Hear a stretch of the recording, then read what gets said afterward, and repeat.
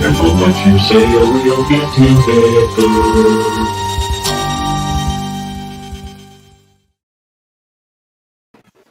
Hey, Yeah, guys. Welcome to another exciting episode of Three Tortured Souls. woohoo! Did you find that opening dangerous? Scary? I was scared. Scare you? Scary for me. Tied a line from my waist to the desk over here just in case I fell. Into the closet, into the other dimension, and through the ceiling? Because, you know, that stuff really happens. That's why people are scared, I think. I was waiting for a portal to open up. All right. Well, welcome, everybody, to another episode of Three Tortured Souls. Hey, Bob. We got Bob. That's all that matters. We have Bob. I'm sure more people streaming. All right. Well, let's go ahead and get started. Tonight, we're going to answer, well, I don't know answer, but we're going to ponder the question, is the paranormal dangerous? Ooh. No. This is, Good hey, night. Ryan, how you doing? Katie and company, my sister and brother-in-law. Welcome. So is the paranormal dangerous? This is something I came across when I was, looking at some Facebook pages. Hey, Donna, how you doing? And it's going to be discussed in a certain class that's coming up. And, if it's something that you're going to cover, I think I have a couple thoughts on things that you might want to address. Not just is the phenomena dangerous, but there's other things you might want to consider. But I'm going to save those thoughts. And hey, Kathy, and I'm going to let Tim give us his opening thoughts first. Ooh. Tim, what do you think? Is it dangerous? I think the potential for danger is there, but not due to anything paranormal. I think there's more danger from legal repercussions than there is anything paranormal. Okay. I guess I'll kind of leave it at that, but until we get into them. But there was nothing really I found that was dangerous about the paranormal other than anything that the person themselves would cause, if that makes sense. Okay. All right. Yeah. I would go the same way. I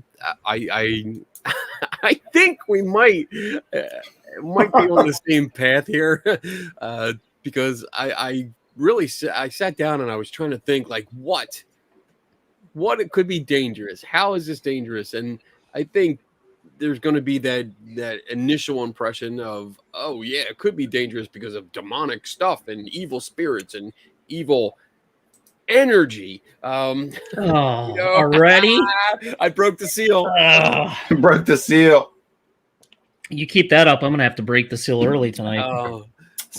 Yeah, I think there's obvious things that we're definitely going to discuss, but I don't find them dangerous at all. I think it really does fall on one common denominator, and that would be people, and then the many aspects of that. So I'm keeping it short and sweet this week because we can get into more detail, and I don't want to give away any of my notes, which I don't have a lot, but so that's it. Yeah, I would say, to answer your question, in my opening statement is yes and no. So there you go. Okay, so let's quickly say, hey, John. Let's see who else popped in. Carol. I think those are the new people that popped in. So welcome. Hey, Aaron. How you doing? I hear you're going to hang with Kenny tomorrow, so enjoy. That should be fun. You guys sound like you have a good trip plan. Enjoy. So yeah, I guess my opening thoughts are similar to yours. Yes and no. Is the paranormal phenomena aspect of it dangerous? The actual aspect, can it hurt you? Does it follow you home? Can it hurt you? Can it physically harm you? I don't think so. And we'll talk about and run through some of the phenomena that people think can. That demon thing makes an appearance almost every show now. We can run through some of the things that people talk about that think it can hurt you, and we'll touch on that. But we can also talk about how people react to that phenomena, because there is the potential. If you're scared enough and you react a certain way, you could hurt yourself by doing something, running away in the dark, or whatever. You react to it a certain way, so there's a potential you could hurt yourself. But then I think there's also the aspect of the people and the organizations and the ghost hunters, the ghost investigators, the self-proclaimed experts, the exorcists, the self-proclaimed exorcists, what they do. Could that be considered dangerous? I think that could potentially be dangerous, and Tim got into the legal aspects of it, so that could be dangerous too. So those are the type of things I started, almost like charting it out like a flow chart, like phenomena, and then the actual phenomena, then people's reactions to the phenomena. How is that? Could that be dangerous? And then the people that investigate it, then the people that are self-proclaimed experts, and then the different types of people's reactions. So I think there can be some danger involved, but I don't think it's from the actual phenomena itself. So that's kind of my opening statement. So let's dive into the actual phenomena and just kind of touch upon the different things that people claim are dangerous. And I'm going to throw the first thing out there, that I think people get the idea that this phenomena is dangerous from either TV shows, movies, or misinformation. And I'm just going to throw that out for general discussion. Since I picked on Tim first last time, let's pick on Kenny and get your general thoughts on that. All right. So, yeah, I think TV and movies, they've had a big influence on how people perceive this alleged activity. So you see it on the big screen. You see movies like the Conjuring series, which is really popular now, and that depicts the worst of the worst, and that is so highly sensationalized. But if you're not looking at it like that, if you're looking at it as in this based on a true story thing and taking that to the extreme, where you're like, oh yeah, this was totally based on it, then you're going to perceive that in real life. And I could see how that could cause problems, because if you start hearing things in your house and you start developing and evolving that belief that maybe my house is demonically possessed, or there's something hiding out and trying to get me, then I could see the potential danger being from, as you mentioned, Dave, the reaction to that, as in like running away, freaking out because, you heard a noise or something in a bedroom, and you turn around real fast and maybe you miss a step and you take a tumble down the stairs. That could be the physical danger for it. Right. When it comes to the idea of, and also going with that more, and we've talked about it before on the show about backwoods exorcisms, where if you get inspired by these movies and TV shows and think, oh, well, I saw it on TV and it kind of works out the same way, the behavior of that person who was possessed is pretty much the same as, my brother that's acting all strung out on drugs and shit, but he's definitely not on drugs because he's my brother. I know him. He couldn't be on drugs, but he's probably on drugs. And the family gets together and decides they're going to do an exorcism on this kid, and there's a potential danger for holding him down for personal injury, physical injury, mental injury. I mean, you're screwing with that guy's mental health when you're convincing them or shouting at them that they're possessed and this and that, and you're trying to get them to believe it, and you're not going to let up until that person admits that they're possessed, even when they're not. So Right. big potential problem there.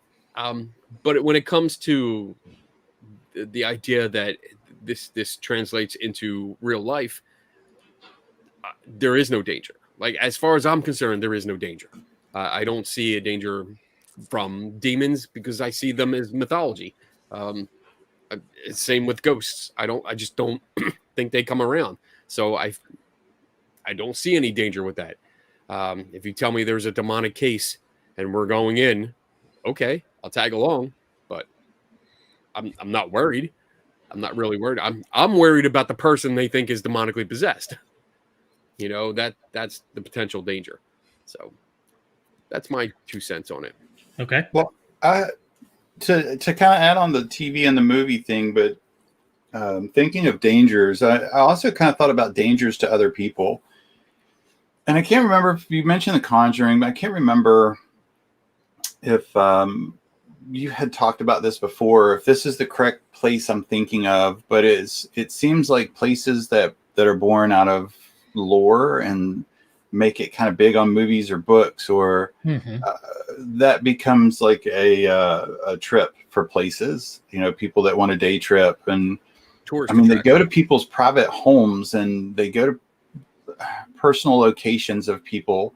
I imagine at some point that becomes absolutely annoying as shit for the people that own those places, and begins to really cause a lot of problems for their family, problem for them. I don't know how bad it is. It seems like I want to say it was the Conjuring house that we had a talk with about, and about the, you know, it got flooded with people doing day trips to it, knocking on the doors. You know, it's not as popular, but there's a place here where I live that got put on social media a lot. And the owner they contacted me just for like what to do. But you know, they even had people knocking on their door at 9 and 10 o'clock at night, just saying, you know, they had their flashlight and their whatever gauge in their hand going, hey, can we just kind of like hang out for an hour? They were like, fuck no, get out of my house, you know? Right. Yeah. It just, you know, I don't know where, but at some point you're going to cross the wrong yard. You're going to knock on the wrong door. And you're going to find out about the paranormal from the other side when you meet a pistol through the door or something. Yeah, depending on what state it is, that's a real possibility. Yeah.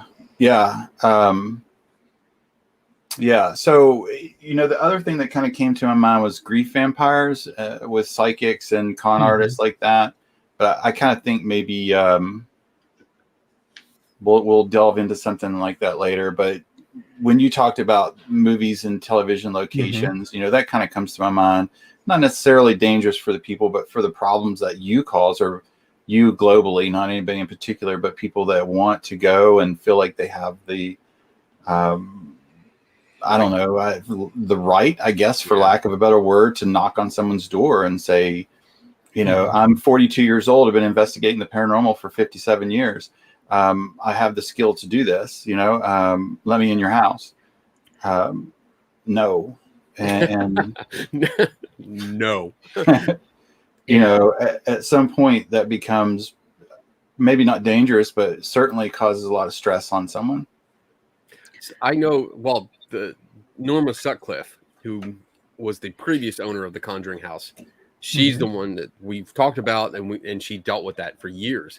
When the first movie came out, she was having people show up at her house at all times of the day and night. Yeah. Literally like showing up, pulling into her driveway, and then coming out with flashlights. And I've been to I haven't been to the house. I haven't been in the house. I've driven past it. Like I wasn't one of them people that stopped and pulled in, but I drove past it and took a picture from the road. But that's scary. Like they're one of them out kind of.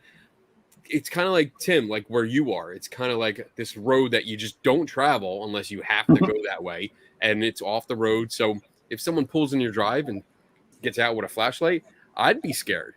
I Yeah. would definitely be scared. So yeah, I mean, I agree. Everything you guys said, I agree with. I guess if you look at the different types of phenomena people have experiences and everything you guys said, can it be dangerous though if they have enough of belief in it and they have an experience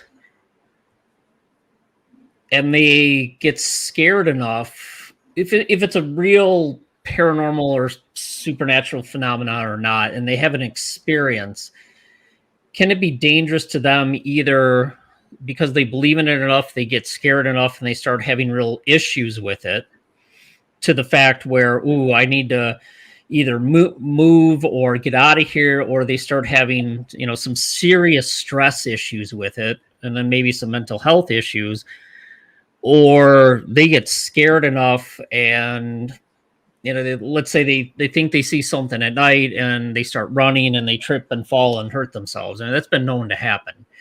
So in that regard, is there something potentially dangerous about it? I would say yes. There definitely is a potential there because, well, for one, I mean, the obvious is the trip and fall, the physical Right. injury. Because yes, if you're running around, especially in the dark, if you're up at night and you hear something and you go to investigate and you get scared, something jumps out at you. And we've seen all kinds of jump scares like that in horror movies where it turns out to be a freaking cat that just jumps out because you were waiting for a demon or a ghost, and it turns out to be a cat. But there's that potential where you can be startled, and when you're startled, you don't think. Most people don't think; they just act. The fight or flight comes in, and they usually flight, or they do a combination where they put their hands up, but they try to run anyway. So yeah, there's potential there. Mm-hmm. I'm not really qualified to talk about the mental issues, but I would assume that after so much time of dealing with the anxiety and Yeah. stress of that belief, that particular belief, and then knowing that perhaps that you're trapped in the house, that you can't get out because you can't move, you can't financially make that move. So you could have that added stress that you can't get out of the situation, and every night you're staying up late or you start doing drugs or drinking a lot in order to deal with this anxiety. So there's potential issues there.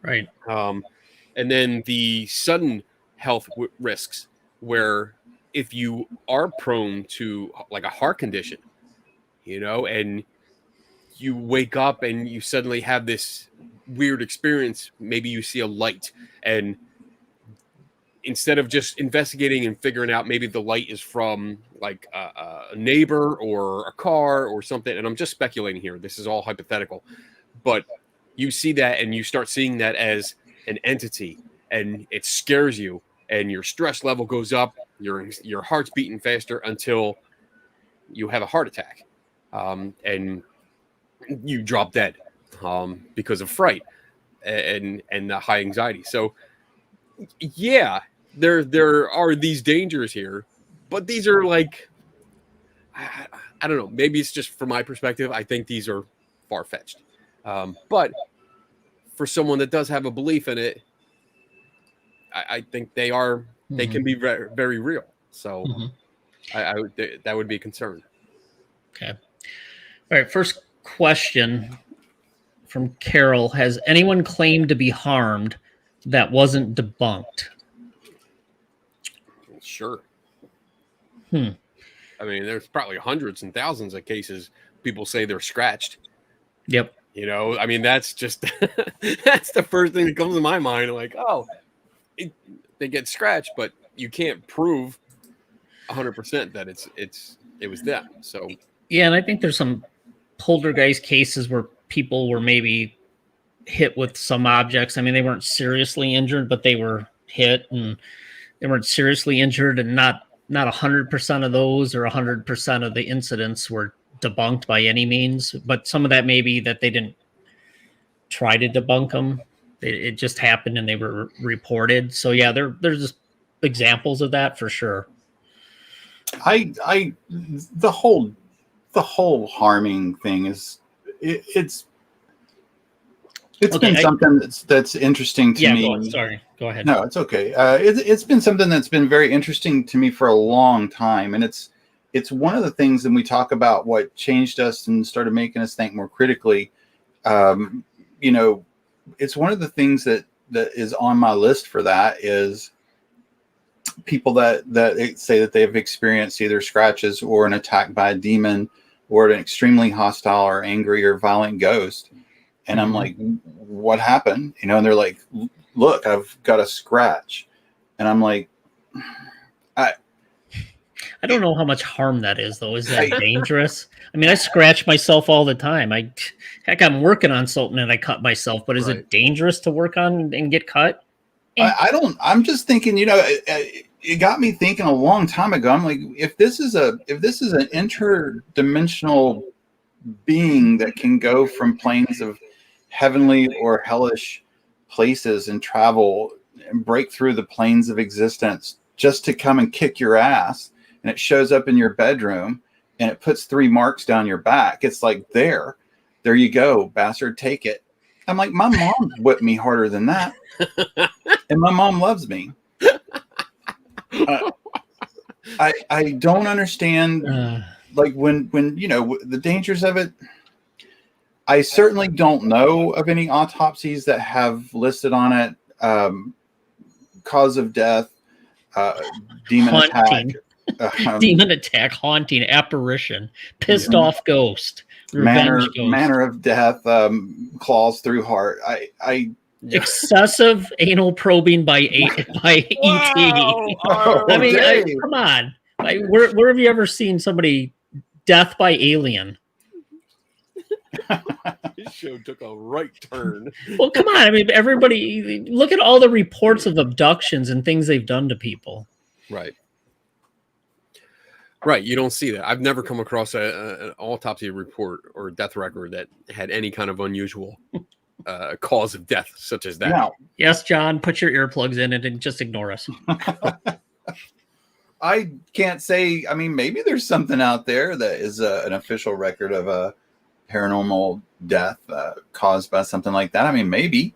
But I would like to see how they got to that conclusion. Yeah. And I'd actually like to see the records. I mean, I guess it gets to the question of, is it truly paranormal phenomena or not? So we circle back to that yet again as another point of reference for this show. Yeah. Is the paranormal dangerous? Well, okay, so we circle back again of, is it paranormal or isn't it? Right. And then you got to look at it. It's like, okay, so ghost hauntings, poltergeist. I haven't seen a case where somebody claims they've been harmed physically by a ghost haunting or poltergeist itself. Yeah. Are they scared? Could they have stress, mental trauma? Sure. They can. If it's real or not, honestly. It doesn't matter if it's real, if it's paranormal or not. It could be. Demons, possession. Again, if it's real or not, there's obviously something there that's causing a problem. If it's a mental health or a medical issue, yeah, that's going to cause harm. It could be, and it could be dangerous if it isn't treated appropriately. Look at what we talked about last week with Annalise Michel. Yeah. Cryptids. If the reports were true and there were truly creatures like that, shit, I don't want to run into a bear in the woods by myself without having a way to defend myself. So yeah, if I'm running into Bigfoot and he's pissed off, or a chupacabra and it's pissed off, they could be dangerous, but who's ever been mauled by one? I don't think it happens. UFOs? Yeah, I mean, if the reports were true, and you're being abducted and those things are happening, there would certainly be some sort of physical trauma. There'd be some sort of mental trauma. I'm just running through my list. Voodoo, hoodoo, people, I think a lot of that is, if you believe it's happening, it's almost like a self-fulfilling prophecy. Again, you're doing it to yourself in some respect. You're worrying, you're stressed, you kind of get worked up and it happens. And the same thing, witchcraft and religious experiences. So it's just a question of, how do you differentiate between, is it real or are you inflicting it through yourself? Are you doing it to yourself? And is the harm that you're seeing being part of stress and or some sort of psychological process, which actually there is a connection between the mind and body. So you could get yourself worked up enough to where you could have physical problems. We all know that happens. Mm-hmm. So I guess the question is it paranormal or not? That's the question. I think that's the thing that needs to be determined. You know, because we do hear so many stories about people being scratched or being pushed, or pulled, or all these other weird things that can cause injury. People have posted pictures on social media of bruises they claim to have gotten from ghosts or demons. But what really happened? Come on, sometimes I'll, the next day I'll be like, where the hell did that bruise come from? And I've not been in a haunted place. I haven't been doing anything. I've been walking, whatever. I was out in the garage trying to get something down from a shelf, maybe. And the next day I'm like, where did that come from? Right. Hey, bruises happen. So many things that can happen during, or before, during, and after. And I mean, it's not like you get hit and a bruise develops right away. It takes a couple minutes for it to show up on the surface. And just by that, you could bump into something on one floor of a place that you're investigating, and then go down to like the basement and start doing your investigation down there. And by the time you guys are done and say, all right, you know what, we're going to take a break, you turn the lights on, you're like, holy shit, look, I have a bruise. How did that get there? I was down in the basement. I didn't touch anything. And you don't realize that, yeah, you did this a while ago and you just didn't notice it at the time, or it didn't show up at the time. Yep. And I think that's the big question, Dave. I mean, it's like, how can you attribute this to something paranormal when you haven't found out what caused it? You really don't know what caused it. And we just take it for granted that if you get a bruise or a scratch, especially scratches on the back, like the great scratch right on the top of the back or down the middle here where you can reach, it's like, oh, look, I was scratched and it just developed right now. Well, of course, we can all do that. It's not a big deal. All right, a couple questions. Should we try to tackle them? Sure. Aaron, have you guys ever had to leave a case and investigation due to feeling unsafe? Example, mental illness, mold, unsafe buildings, etc.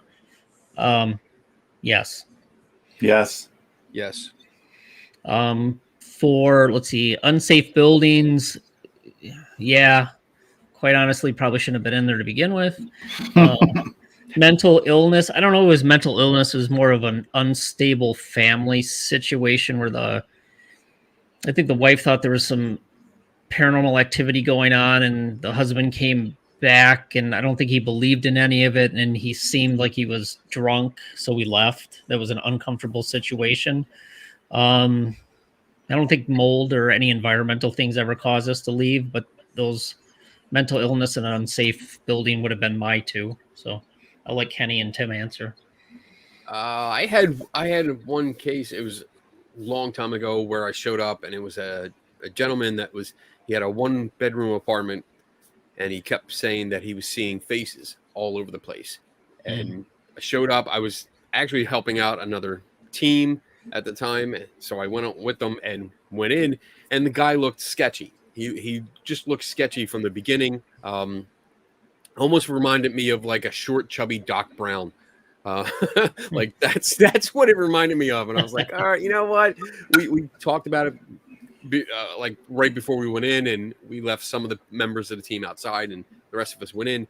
And as soon as we asked him what was going on, the guy literally dropped on all fours and started crawling around the carpet, and pointing out the faces in the carpet, which was a multicolored carpet. And I was like, okay, all right. And then he's like, oh, I have to show you something in the kitchen too. There's all kinds of writing that shows up. So me being the daring one, I was like, all right, let's see what this is. And I go into the kitchen, and he had fingernail carved in the wall. just writing all over the place. Bible Ooh. passages, symbols, all kinds of like the shit you see in movies. And I turned around to leave, and he blocked the doorway, and didn't want me to leave. And I kept telling him, like, you have to move. And it came to the point where I had to physically move him out of the way, and then get out, because this was just, it became a dangerous situation, and I wasn't staying. So, but that was my big, that was my scary moment. I mean, I wasn't really too scared, but he seemed nuts, to be honest. And I was worried about what was going to, what he might pull out, like across the board, what he might pull out, because he was definitely out there. So Mayonnaise and donuts. Yeah, I'm getting And out of here. Something else. PDQ. So that was my example. What about you, Tim? I probably the one for the unsafe buildings. We went to. This was a while ago. We went to a location or a house, and it was a rental, and they had a lot of, they kept saying like the breakers were popping, and they did the thing with the the way they explained it, the EMF, remember the fear cage thing going on, and I know that there's still controversy with that, and if that's even a thing. But they talked about, they had a priest come over, and the priest got sick and had to leave, and then that was just, that really cemented a lot of fear into them. They often got sick, and they couldn't keep things on. They'd plug something in, the radio would have static. So we went, and we started looking around, and the first thing we did was, we asked, well, where's your, the breaker's popping. So I was like, well, where's your breaker box? So we went to look at the breaker box, and it was like one of those, oh God, it was terrible. It was a straight line. There was one phase all the way down. There were no two phases. It was just all straight down. And it was god awful. And it just was not safe. Exposed wiring. We followed some of the wires up into the roof. We looked into the attic, and she had claimed like their landlord had just wired it. But what he did was he stripped the wires. They had three of the wires that come in the roll, and he had stripped them, and he left the wiring bare for many feet throughout the house. Wow. The electrical box outside was not grounded. I don't even know how it was not grounded. There was no pole at the bottom of the meter. It was bad. And to make matters worse, and I don't know if it was power of suggestion, it was still in the early days of switching over, but all three of us started getting ill, feeling a loss of balance.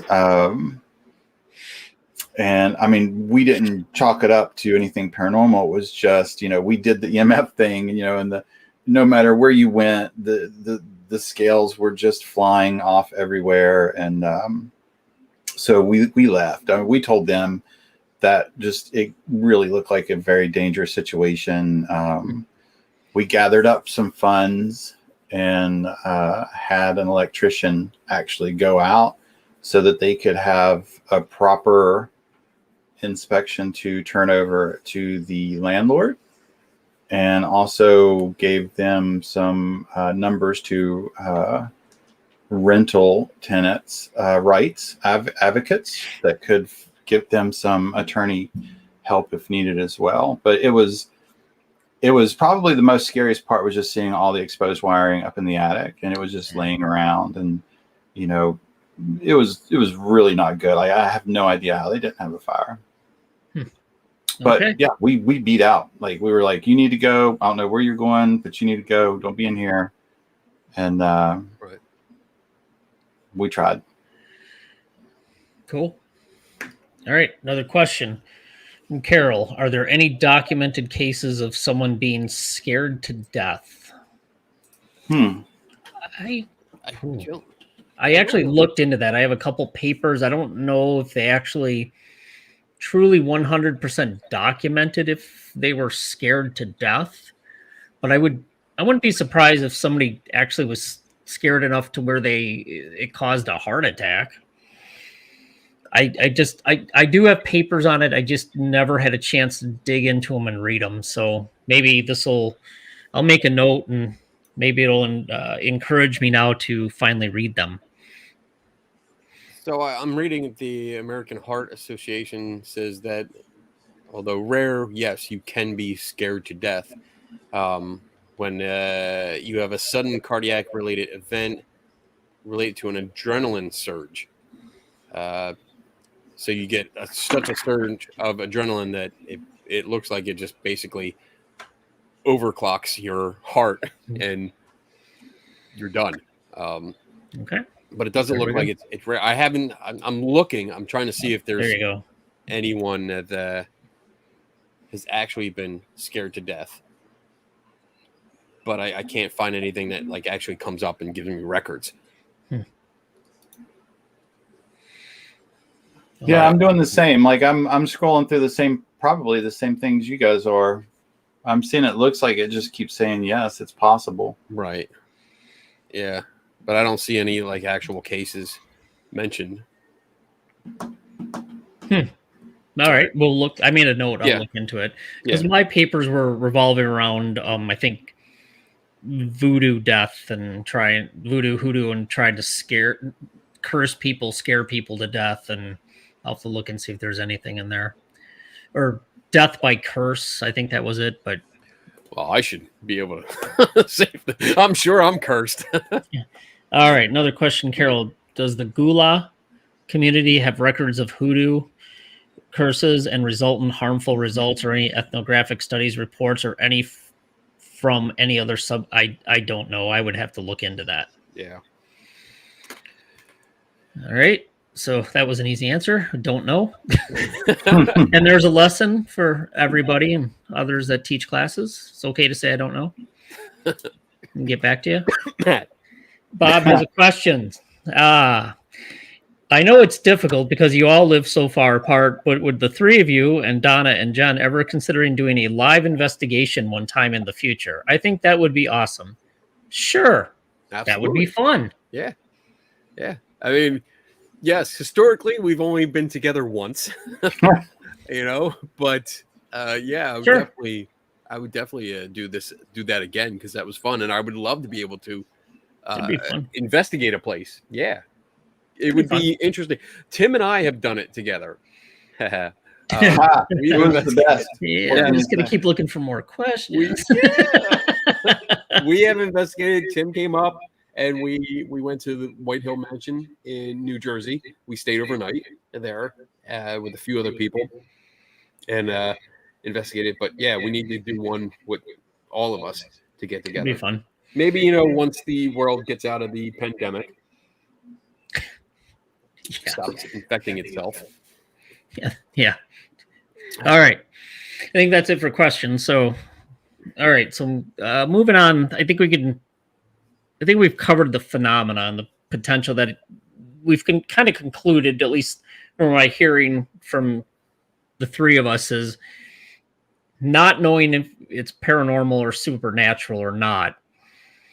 The phenomena itself directly being dangerous, probably not.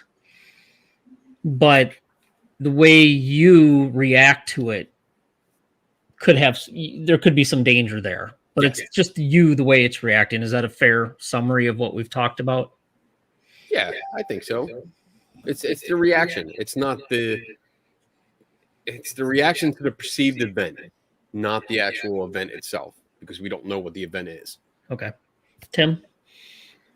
I agree. Yeah. I'm trying not to go too much more into it. I just don't. I see. I think it's the way you perceive it. I think it's the way that you deal with it. Being in the mental health field, kind of on the outskirts of it, not directly doing any treatment, but watching treatment and referring and seeing clients that have the some clients that have some issues. There's a lot that can go bad, and if coming from the side, like if there's a paranormal investigator or a team that happens upon somebody that is in a not advantageous spot in their life, and they already have stress and concern, and they're showing signs of fear and projecting, and they come in and they give them this false claim that you're seeing that because there is something in your house, and it is very dangerous, and it's a very pissed off entity, or it's a demon, or we did a record search, and 2 previous owners ago used a Ouija board, and that's why there's a demon here. You can cement and actually entrench even worse thoughts into that person, and you run the risk of doing that to the wrong person that isn't capable of really handling it at that moment. And I think there is more danger of investigators or teams not necessarily thinking that they're going to do that, but not knowing that they have a potential of doing that to someone and causing greater harm. That's a good transition into the other side of this that we're going to dive hopefully a little deeper into. And John kind of gets to that as well. Another part of it, would you consider paranormal harm based in religious reasons to be part of this? Like parents not taking their children to a doctor or giving them poisonous shit. I wouldn't give them shit anyway, much less poisonous shit.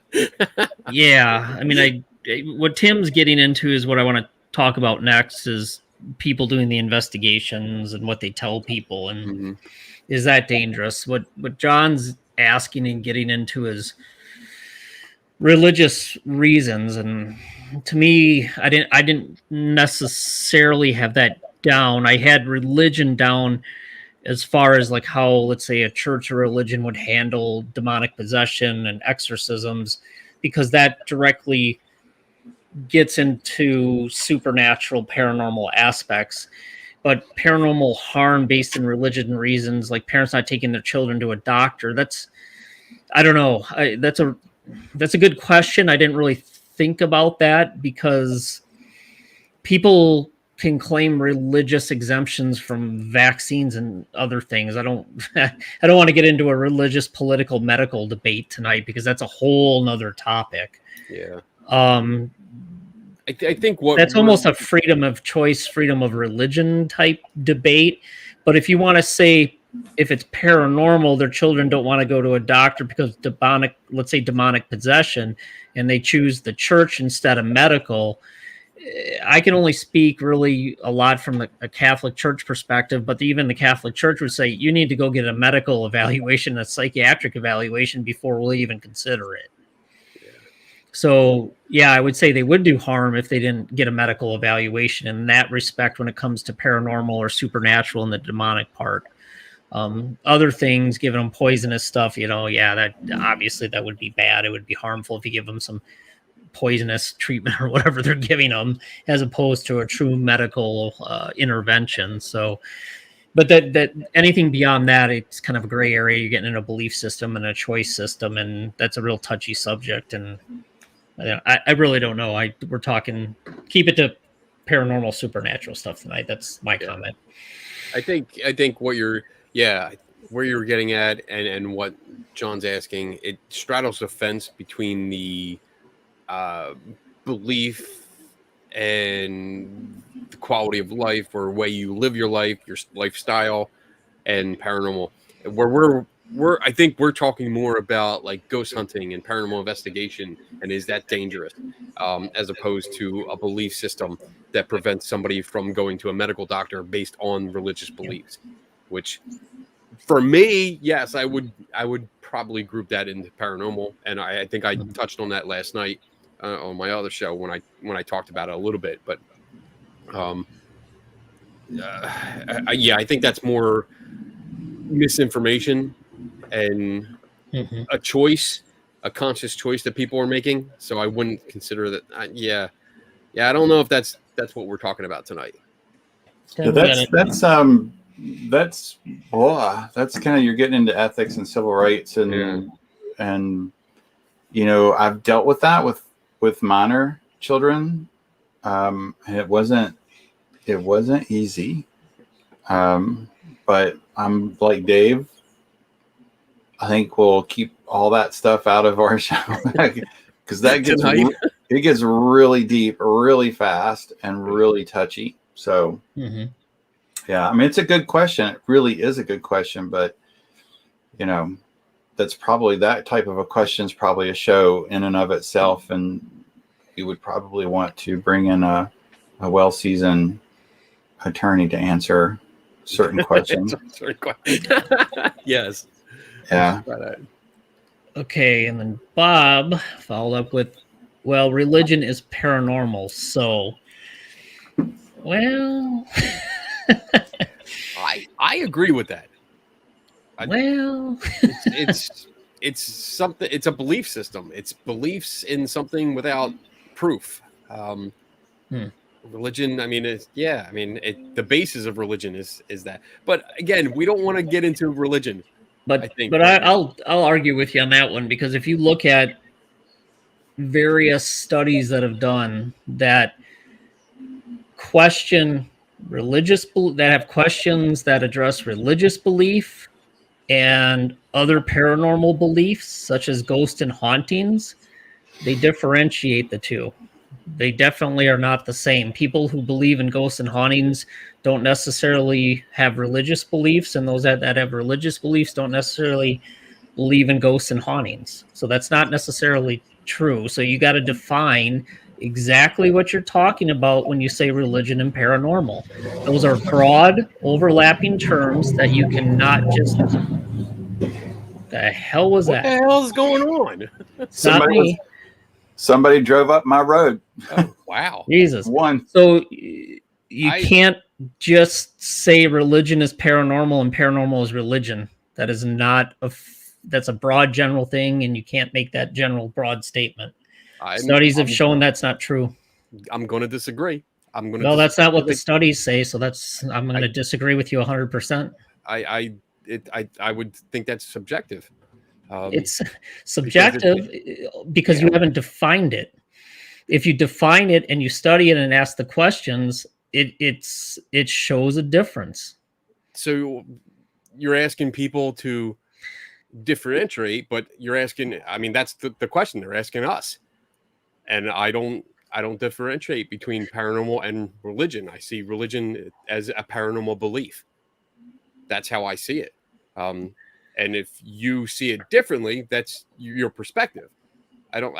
Yeah, I mean, I guess if you put a hard definition on it, what is the hard definition that we're going on?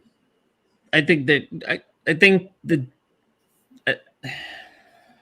I'm going to say it's different because I'm getting tired of broad statements that try to encompass everything. And I think you need to be specific. And if you're going to say religion is paranormal and paranormal is religion, you need to start defining exactly what that is. Because a lot of people that are religious, especially if you talk to clergy, they're going to say religion is not paranormal. They're going to argue with you.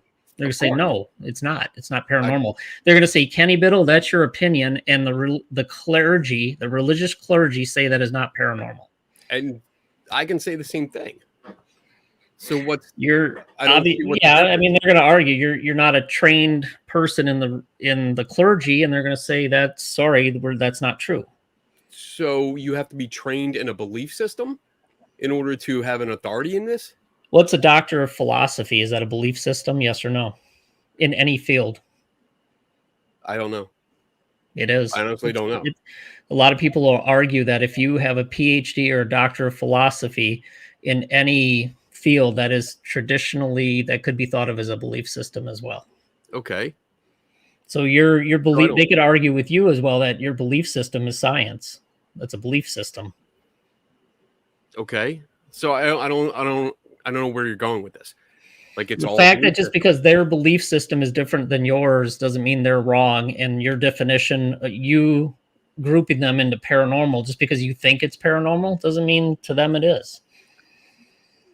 What is I'm paranormal? not saying What's the what's your I'm not definition of saying that. okay, but I'm no, not- you're I'm not- saying religion is paranormal. That's my opinion. That's Your what I'm saying. opinion, what is the definition of paranormal to you? Something that's not normal. So believing in having faith Believing or in a guy in the sky can have magic powers and grant wishes if he wants to, but then also controls the entire human race. okay. That's not normal to me. So, I mean, I'm not. I don't think we're going to get anywhere with this argument. I know, I agree, but I agree, but the fact that, yeah, I mean, I see what you're saying, but the fact that so many people believe it, is that really beyond normal these days? That's billions of people have a belief system. Millions of people believe in ghosts. What difference is it? It's something that's not normal. There are millions of people a lot of people believe in ghosts. Okay. I think paranormal is an all-encompassing term that is that is a shit term to begin with. I agree. I think that's the problem. It's a blanket term. It's a blanket term. Anything that you can't understand is paranormal. I think the problem is, paranormal is used to describe everything. And quite honestly, I think it's a crap term. When you don't know what it is, it's paranormal. I agree. And you throw everything in it, and it's just like, okay. There you go. Well, who started this fight? Was it John or Bob that started this? Science doesn't believe in a deity, though, Dave. No shit, John. Oh boy.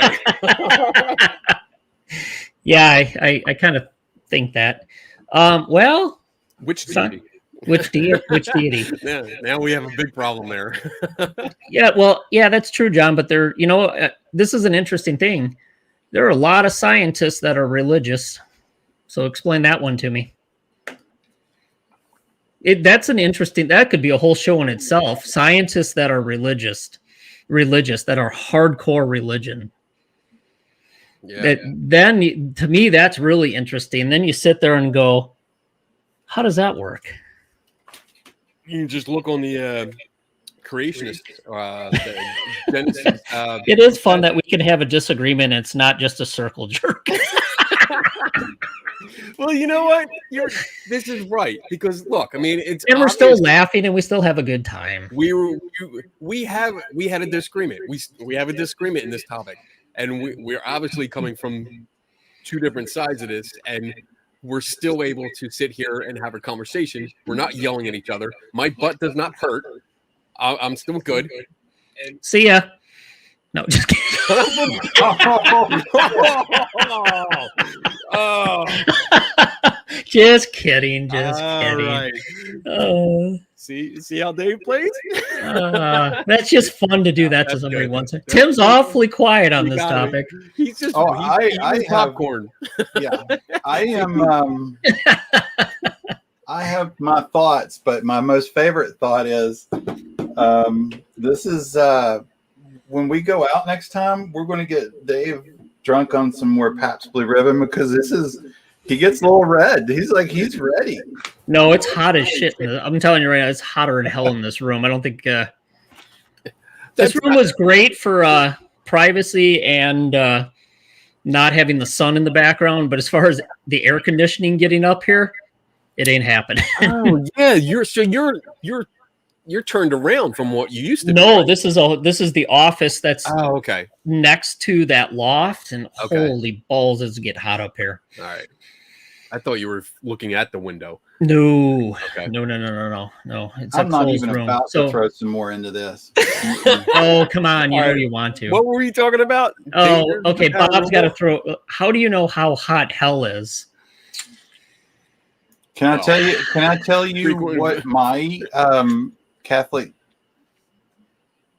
teacher, for lack of a better word, told me? Yeah, God created science. That's what they'll tell me. Keep drinking. Anytime I asked a question like that, I got get your knuckles wrapped. Don't you question God? I'm like, I'm not questioning God. I want to know how hot hell is. That's blasphemy, son. Blasphemy. And I'll do 12 push-ups. Oh, all right. all right. So There we go. Back to the topic, right? Yeah, let's get About back. danger. We'll go back to the topic. All right. Is the paranormal dangerous? Only when people bring up those topics. Dave drinks Paps. Pabst Blue Ribbon, the finest beer around for such a fine topic as this. All right. So let's see. We're at about an hour. You guys just want to power through this? Or do we want to take a break? Nobody needs a bathroom break? I'm good. I'm good. All right. So let's get into the people side of it. And Tim already got it kind of trudged into this. You know, the people, the ghost hunters, the investigators, amateur exorcists, self-proclaimed experts, people teaching classes, psychics, grief vampires. That's where I think the danger is. I think we opened up and we all agree on that, because to me, the danger is the massive spreading of misinformation, which results in some of the stuff we talked about before on how people react to experiences, anomalous experiences, and how they don't react appropriately, or how they get scared, how they misinterpret things, how they freak the hell out, and how they think these things could harm them, or they could harm their family, or they got to move, or they're, you know, the ghosts are following them around, or the demons are possessing everybody. So I think the real danger is the misinformation and the bullshit that these people are out. So that's where I'm going to start off this part of the show, this section. So let's leave it to Tim, since he was so quiet during that last section. Nice background, bitch. Oh, They're here. the most dangerous thing is avoid these twins at all costs.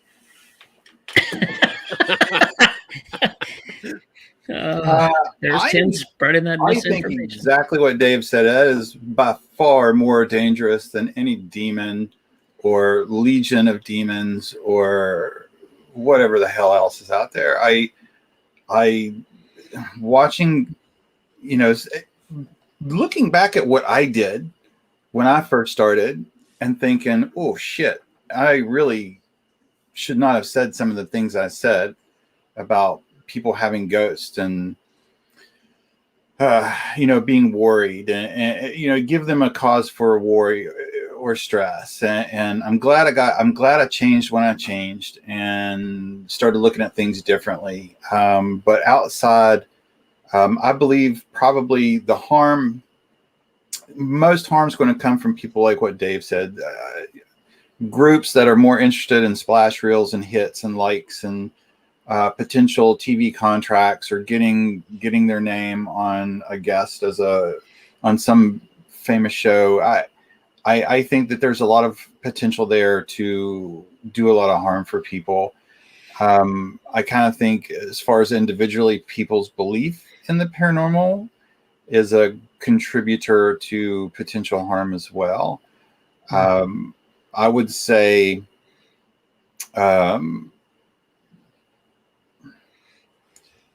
grief vampires are particularly pieces of shit for me.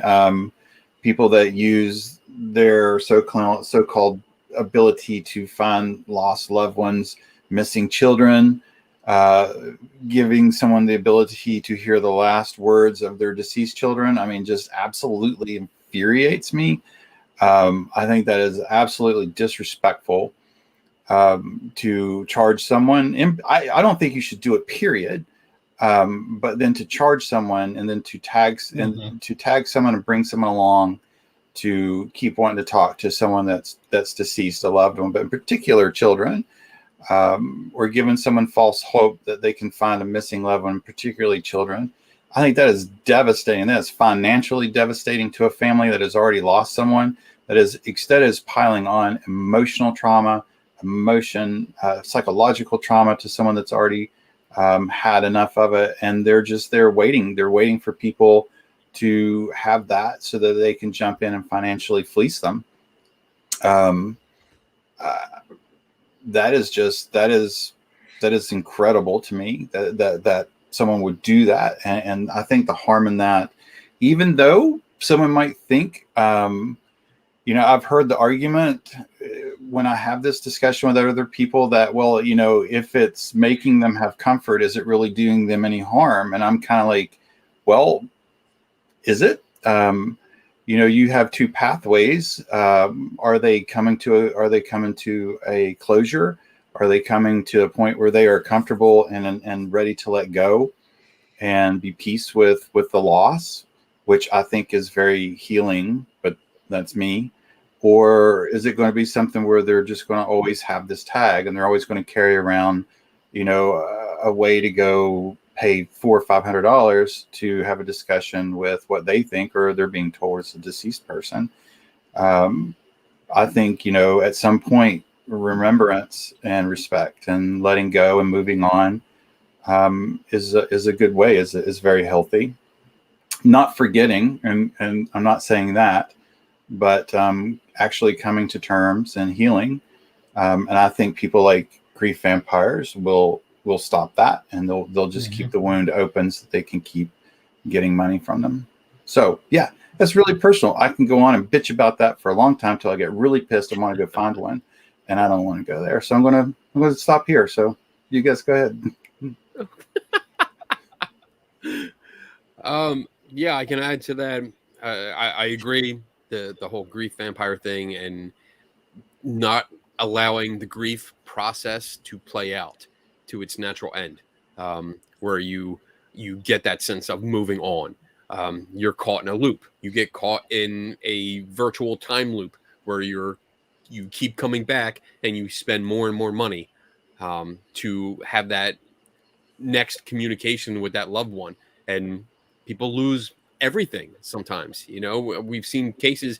Bob Nygaard, who is the private detective that specifically specializes in psychic cases like this, has recovered millions for so many families because they've lost millions and millions of dollars to people like that. But you also have the dangers, and I gotta just say from the beginning, like when I wrote out my list of notes for tonight, I have not dangerous, and I have like negative energy, demonic cases, cursed objects, poltergeist stuff that I don't consider dangerous. But that, yeah, I know I'm drinking. But Thanks a lot. Under dangerous, it's all people. Everything has to do with people. All the stuff we've talked about, like crazy people that you can come upon that are dangerous themselves, belief in exorcisms and archaic stuff like that. But misinformed people and people pretending to be experts are a big problem.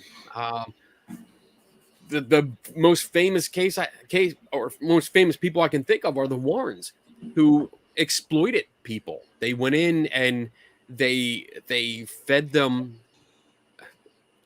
I'm trying not to dip back into religion, but they fed them certain beliefs, and most of the time they went to demonic cases with the haunting in Connecticut, with Glatzel, that we talked about, that we did the whole show on, the Amityville case, and all the other cases that they've allegedly been involved with. It's all been demonic, and they go and make a ton of money, and the family pretty much suffers because they have to deal with the fallout.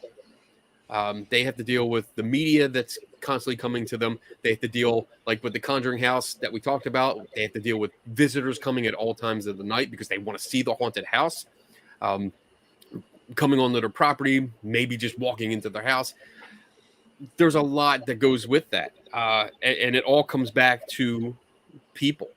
And I guess that's my overall point tonight, is that people are the dangerous aspect of pretty much everything. But when the topic we're talking about, it's people. You have experts or perceived experts, people that claim to be experts, in a topic, and they give you information, but it's bad information. And the problem is when you go in, and again, I'm going to be half mocking them, but when they walk in with their matching bowling shirts, they look authoritative. They look like they have, they have the bowling shirts with, the logos on the back, and they come in with their Pelican cases, and they look professional. They look scientific. They look technologically advanced. They look like something from a university, because like people like us, we grew up with the movie Poltergeist that I see on Tim's screen, and that's what happened in that movie. The university came in with all this equipment, set it up in the living room. When you look at other movies like The Entity, university came in, set up a bunch of equipment. That was the way we grew up seeing this. And you get that impression of all right, now all these people are coming in, they're in uniform, sort of, and they have all this equipment. They look professional. I must believe them because they look like they know what they're doing. And sadly, I feel that most don't. At least in my experience and my observations, they don't. So they give information like, yes, your house is haunted. There goes the anxiety level. There goes the stress level through the roof. And I've actually been on cases where ghost hunters have told the homeowner, like, yes, your house is infested with demonic entities or evil entities, and they're trapped in here. And I've watched homeowners like hands shaking on the desk because they were so scared, and they refused to sleep in their house anymore because of what these people told them. So yeah, am I getting passionate about it? Yes, because I think it's a very serious issue and irresponsible, and that might lead into like other issues that Tim brought up earlier about legal issues, being held accountable for what you're telling this homeowner as a quote unquote professional. And I support that. I'm totally in agreement with that. If you go in there as a team and you're telling someone that their house has demons and from the 7th level of hell and whatever, and you're going to be possessed, and that family has to sell at a loss, I fully support that family getting a second opinion and see what they should get out of the ghost hunting team for that loss. So that's my passionate response to that topic. So I'll throw it back up to you, Dave. I have I have one particular television ghost hunting show that I absolutely is so bad. I'm not sure if it's real. Oh, this one particularly pisses me off. It's the end. It's so traumatizing and they like film it. They love it. And they love the trauma that's on the families. If it is a family, like I don't know if it's actually just all bullshit or if there actually is a family that they're scaring the hell out of. It's it down. It's that type. It's at that level. Like I really just don't want to get into, like, I don't want to dig into it. Like, I don't have the time or the passion, but it just absolutely drives me crazy. Just like you said, and it's at the end of the show during the reveal, not the original reveal, but what now everybody calls the reveal because of the original show. But there's several people sitting there and they bring out to top it off, they bring out, if it's not bad enough that they have one person say, well, what I did see in my visions was someone that wants to kill your children. And so if that's not bad enough, they're like, by the way, we had a sketch artist draw what I saw happening to your children. So if you didn't have a face to your nightmare, it is. They're like, here's your children getting eaten and torn apart. I know that it looks like you have more than 2 children, but that's because they've been ripped to shreds and their pieces are everywhere. And maybe we can get a hold of some sage, but I wouldn't trust it because this is a real powerful entity. And then they show this family crying, and it's to the point where I'm like, this is like, I can't process. Like, I don't know if it's actually real or not because it's so. Like, would a production company actually be ethically okay with doing that without some type of legal ramifications? I think it would probably be okay with the production company, but when it went through legal, because they would have to go to the network would have to approve, and I think it would go through legal, and then they would catch it. And I'm just my own personal experience. I know different articles and or pieces usually sail through, but once in a while when it pushes that edge, I know I get a call from legal and like, well, you know, do you really need to say this? Do you need to change this? You need to do this. So I don't think it would get well. I mean, I would hope. I gotta say it like that. I would hope that it would not get past legal. Yeah. So Carol kind of getting a question in on this. Why don't state attorney generals go after the grief vampires and exploitive ghost hunters for fraud, exploitation, and etc.? What crime have they committed? That's the problem. What is the crime? And while we all agree it's harmful, what harm can you document that they've done? And I mean, it really comes down to what law have they broken? And really, where does it, even if they had, where does it rank compared to the incredible overworked caseload they already have? And I guess you look at that and where would it rank? And I'm not saying it's not horrible. I'm not trying to minimize it, but where does it rank compared to the drug dealers, murderers, and everything else that they have? No, I'm actually in agreement with you on that one. Where I mean, I think that there can be a crime at some point, but what is the crime? What is it? Where is it in the book? If you are competent enough to make a decision and you choose to go to a psychic, that's your choice. And if you choose to pour over all your cash, that's your choice. I mean, they have been prosecuted, though. They have. Some have been. The big ones and the really big cases have been. Mm-hmm. So yeah, and I don't know what that crime is unless it's. I would actually like to know what they were charged with. But yeah, I mean, there's some that are. I would maybe in the future we can get a show where we get Bob Nygaard on, because he's the guy that I know has been involved with this a lot. I think Dave, you mentioned it was probably fraud that you would think. I mean, there's a lot of fraudulent advertising. I mean, we gotta. It's all bad. Yes. Is it bad? Yes. Is it against the law? Probably. Yeah. And you look at this. Emotional distress, fleecing. There are laws that are breaking. I would agree on the prior of it. Yeah.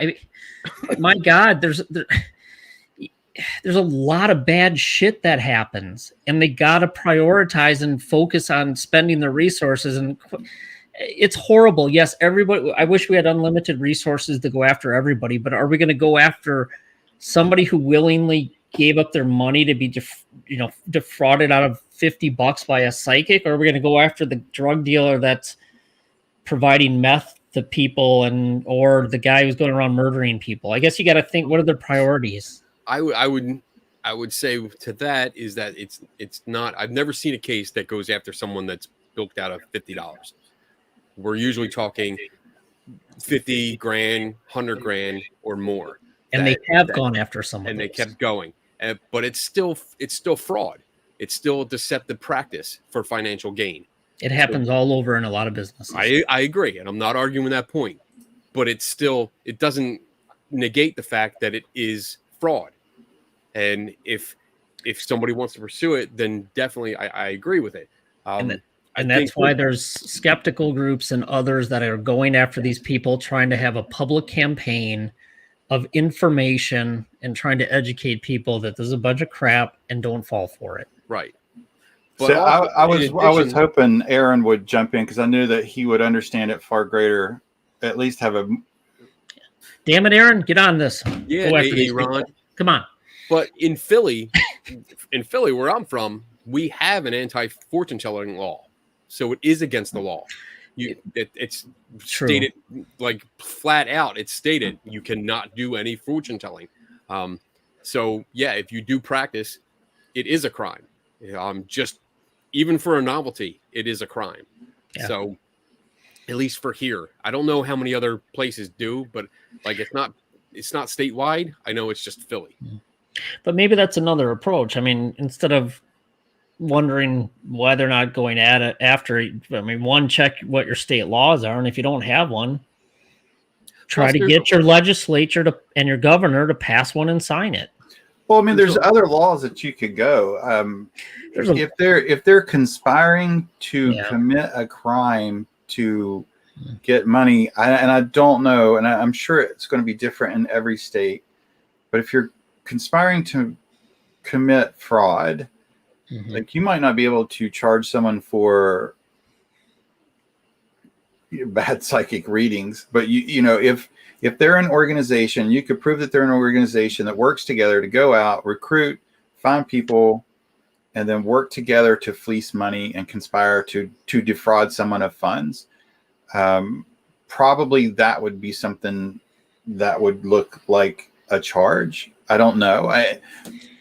I work with a bunch of cops. I'm not a cop, so I don't know. But this is, I think I'll write this down for my prosecutor. He'll probably look at me and go, "Really? I don't care."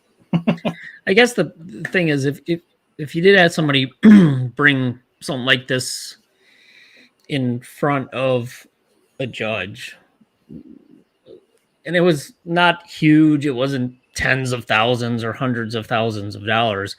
I mean, I guess what do you think the judge would even say? I guess to get to that point, it would have to be worth it.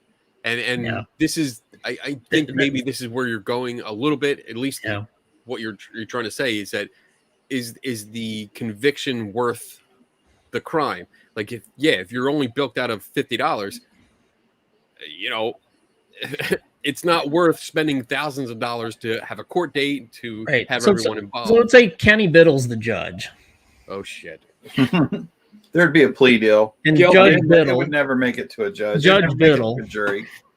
You know, somebody,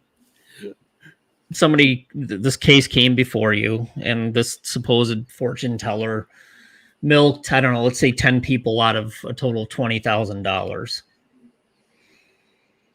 And you got the 10 victims, plaintiffs here, defendant, fortune teller sitting here, and the fortune teller said, "Hey, you know, people know they should know that it's kind of entertainment. I collected money. I gave them their fortune. It was vague, but they paid me and they knew what they're getting." And the 10 victims are over here going, "Hey, we thought what he was telling us was true. And this is all very, we thought we fell for all this." I mean, what would you say to these people? Probably, I would approach it the same way I approach everyone else that has different beliefs. You know, like you have your beliefs. They really believe that there is spirit communication. But was there? I guess that's the problem. Like, if they really believe that there was spirit communication, they wouldn't be in court. I don't see that playing out, because if they had that belief, that they believed the psychic was true, then they wouldn't be in court. Something happened. Yeah, what if you got a lawyer that had an ad on TV that was going after a class action? Have you been defrauded by a psychic at 6 a.m? They say that I have been. Let's get some of my money back. It goes back the way that you phrased that question made me think of two cases. I certainly don't know the particulars, but it made me think of tobacco companies and opioids. Tobacco companies clearly said, everybody knows. You knew it caused cancer, motherfuckers, but you kept doing it. Right. So it wasn't necessarily that they went after what they knew or didn't know, but they looked at the tobacco companies and how they manipulated the product to increase the addiction. Which I think you could look at. Yeah. Did the grief vampire manipulate the information to make them keep coming back? It becomes an addiction. That's a good point. And the opioids, that's a big thing here in the Appalachians. I know in West Virginia, but it's their argument was, well, everybody knows if you abuse them, they're addictive, and it's the person's fault. But what they did was they looked at their production and their distribution, and their distribution was putting 2 and 3 million pills in a town of 800 people and looked at the misuse and distribution of it. So Aaron did comment. oh, let me find it. Does the person committing the fraud have some sort of disclaimer somewhere stating it's for entertainment purposes only? Sometimes I think if you dig through some of their advertising and stuff, you do find a lot of that. I guess the question is if. I mean, I guess the I don't bottom know. line It'd is be we're not interesting lawyers. because I mean, most people would say is don't most people know this is not true? Yeah, but you know what? Don't most people know ghosts aren't real? Don't most people know demons aren't real? Like it goes back to the belief. People really do believe it's true, and I But do then feel if you sympathy. believe it's true, and if most people do believe it's true, then how do you claim damages if most people believe it's true? I don't think they are. And that's the whole So then scenario why that you gave exactly? before. Then why would a DA go after these people? So it would be the people that realized something went wrong and Well, realized because they got a reading they didn't like. or that didn't You didn't work. tell me I didn't hear. You didn't tell me what I wanted to hear. You bastard. It doesn't mean it wasn't they like. Maybe they said something like, "Oh, I don't know, your Uncle Fred said that he's sorry he died in a car accident," where they didn't have an Uncle Fred and there was no car accident. So completely untrue event that. Don't worry about it. All those biases that Aaron knows about, man, they don't remember that shit anyway. They only remember the positive things. I'm just going back and forth. I don't necessarily think that the crime is in the reading. I think the crime is in the manipulation to keep them coming back, and I think that is. Yeah. And granted, it was like a whole nother show to pick this apart. I have no skill. About our topic. I think we've killed our topic. Dave? We've crushed it. What? Next time we're having a really what the hell, man? We're off in religion and lawsuits and opioids and psychic media claiming they're like a pusher. They made an addict out of. Oh, yeah. Sure, why not? And then they have mind control, so they're really dangerous. I don't know. I don't know. I think you'd have more of a case of preying on somebody that might have some sort of mental weakness or not be able to. Yeah, I don't know. I really don't know. That's a good question. Yeah. You can see the other thing is you can frickin' sue anybody for anything these days.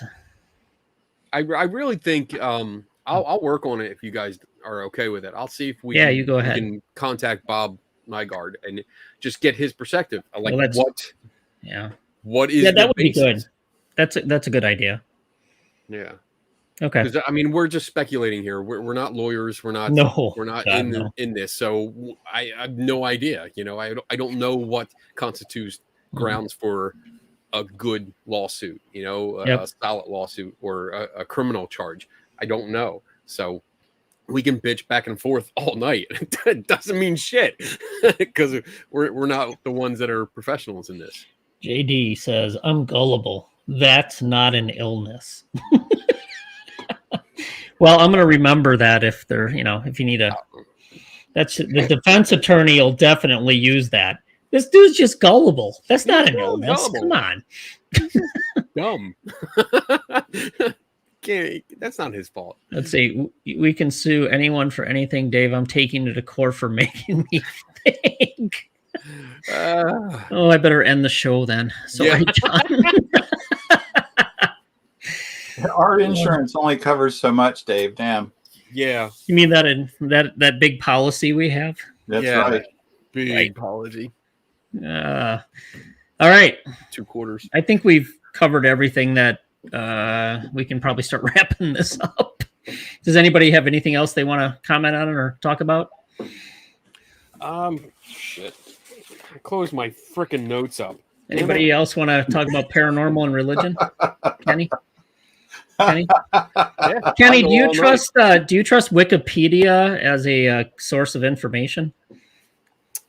When you look at their paranormal page, it does not list religion at all. as a Yeah. topic under paranormal.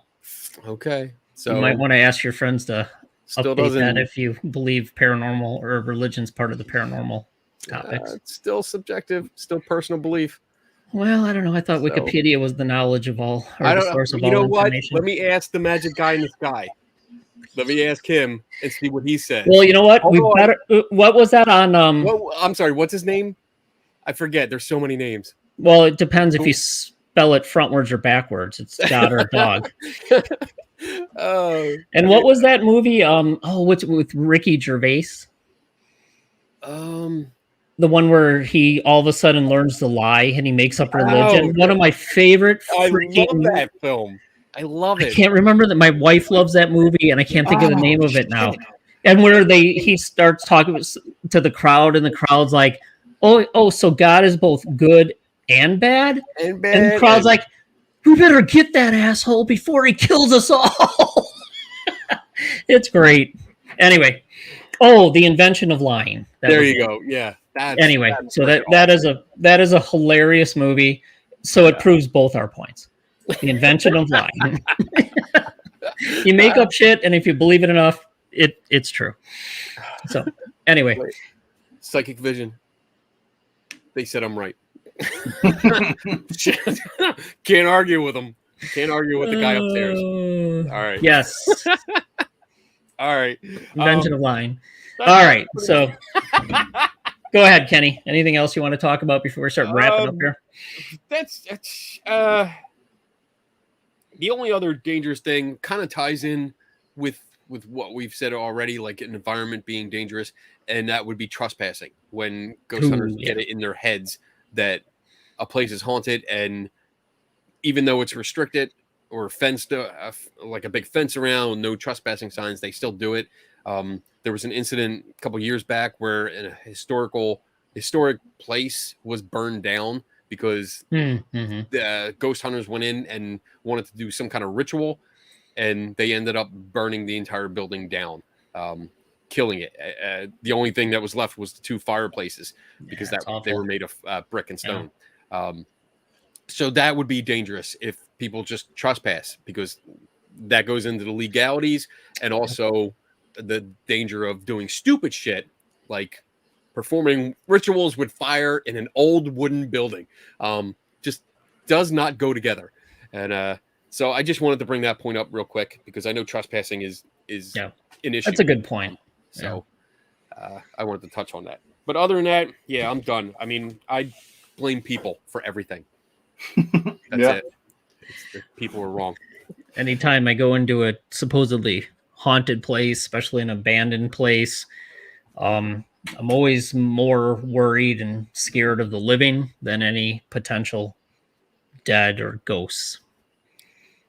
Yeah, definitely scared of the living. Yeah. All right. Tim, you got anything else you want to add? People are far more scary any day of the week than anything invented. So, yeah. That was pretty simple. Okay. I think these are the shortest closing statements we've ever made. Yeah. All right. Well, then, mine are same. I think to summarize, one, you need to determine, is it paranormal or supernatural at all?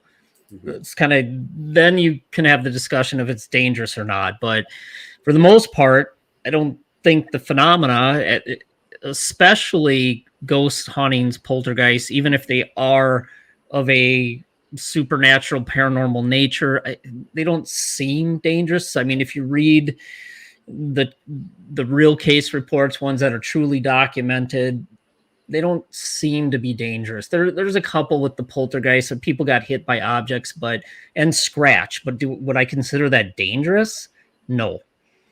It might be a minor nuisance and it might be something that might be scary, but is it dangerous? No, I don't think so. It's dangerous because of how people might react to the experience and how they decide what they're going to do. I mean, do you run at night? Do you trip? Do you fall? Do you hurt yourself? Do you have some sort of stress that's caused by it? And how do you react to that? And how does your body react to it? So that's where it might be dangerous. But I think the real danger, as Tim and Kenny and I have talked about, and we agree, is the people that investigate these things that, one, don't know what they're doing, or they provide bad advice. They pretend to be experts. They provide just ridiculous opinions, and they don't really provide any expertise. And you have to watch out for that. And they might be, providing information in a formal setting. They might be, teaching, coming off as experts, giving you information that you really should question. And they might just make you more worried, more scared, more stressed, and make your situation even worse because they're giving you advice that just isn't sound. So I think that's grief vampires to supposed experts in paranormal investigating and ghost hunting, and self-proclaimed exorcists. I think you need to be very careful, and that's where the danger comes in. And then Kenny talked about people that trespass. It's just stupid, and doing things that are dumb that could endanger life or property. That's where the danger is. It's just people being stupid and not knowing what their limitations are, and not knowing when to walk away, and not knowing when to admit, I don't fucking know, and being done with it, and resorting to an expert that might not, resorting and referring to an expert that might be able to be better positioned to help somebody.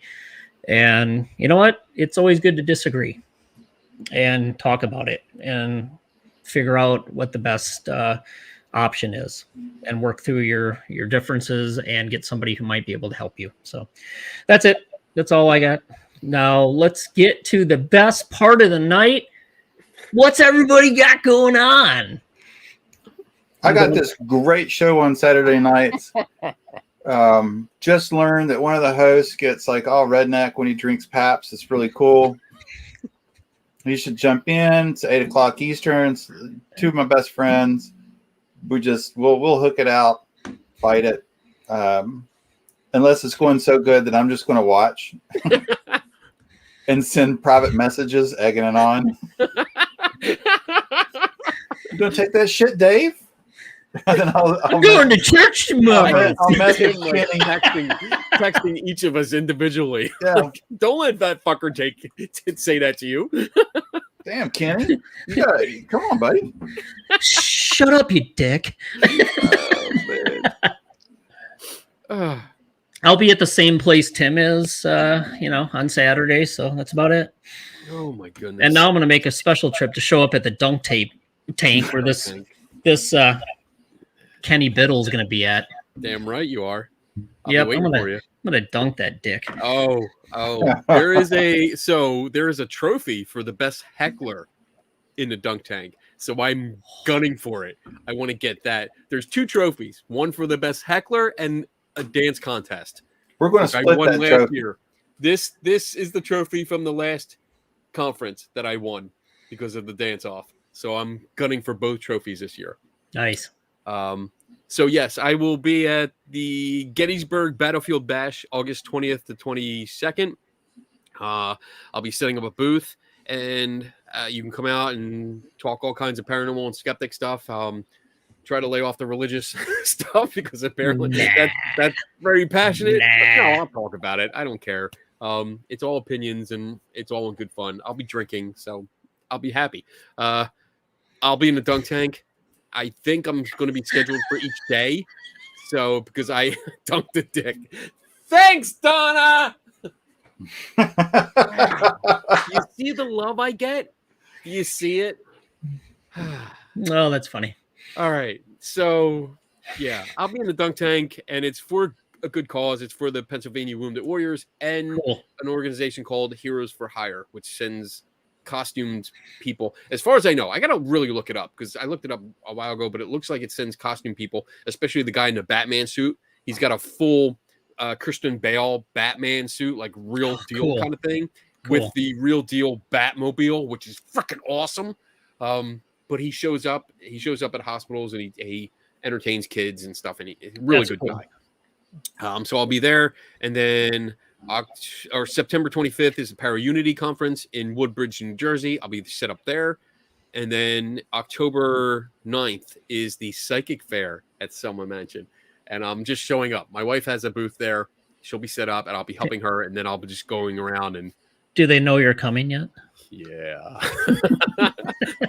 Hopefully, some people will let me. I'm actually going to try and do some filming for a new project that I have, and I'm going to see if anyone will let me or let me sit and for them to give me a reading. Oh, cool.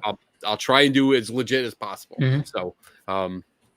So that's what I have. And plus, next week, yes, there's this show that I take part in on Saturday nights where we drink and we talk shit about each other. And so cool. It's cool. It's cool. All right. Tim's flipping us out already. He's already flipping us off. All right, good. Well, thanks everybody for listening. As always, a lot of fun. Thanks for showing up, spending your Saturday night with us. We do appreciate it. Thanks, Tim, Kenny. Fun as always.